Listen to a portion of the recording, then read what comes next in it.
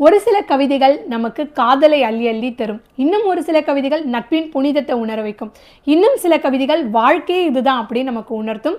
S, நம்ம கவிதைகள் பற்றி தான் பேசிக்கிட்டு இருக்கோம். This is day 66 of my 100 days books exploring and learning challenge. So இந்த மாதிரி நிறைய உணர்வுகளை நம்மால் கவிதை வழியாக ரொம்ப அழகாக கடத்த முடியும். நமக்கு நிறைய கவிதைகள் மோட்டிவேஷனலையும் கொடுக்கும்.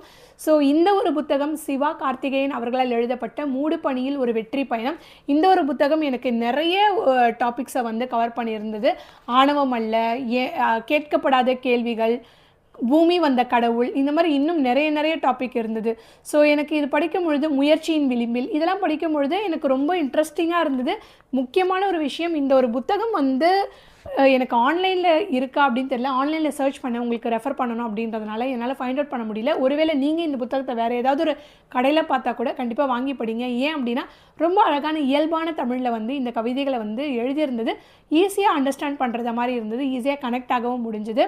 ஸோ எனக்கு இந்த புத்தகம் ரொம்ப பிடிச்சிருந்தது. உங்களுக்கு வேறு ஏதாவது கவிதைகள் புத்தகம் படிக்கணும் அப்படின்னு ஆசைப்பட்டிங்கன்னா அது என்னன்னு சொல்லிவிட்டு கமெண்ட்டில் சொல்லுங்கள். நான் வேறு ஏதாவது கவிதைகள் புத்தகத்தையும் உங்களுக்கு கண்டிப்பாக நான் ரெஃபர் பண்ணுறேன்.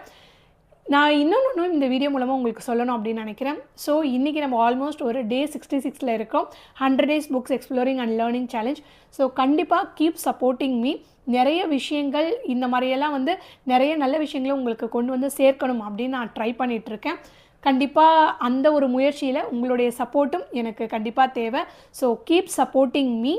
நம்ம இந்த 100 daysல எத்தனை புக்ஸ் கம்ப்ளீட் பண்ணுவோம் அப்படின்னு பார்ப்போம். எத்தனை நிறைய விஷயங்களை சேர்ந்து தெரிஞ்சுக்கிறோம் அப்படின்றதையும் நம்ம கவனிப்போம். ஸோ நாளைக்கு வேறு ஒரு டாப்பிக்கில் வேறு ஒரு புத்தகத்தோடு உங்களை மீட் பண்ணுறேன். பாய்.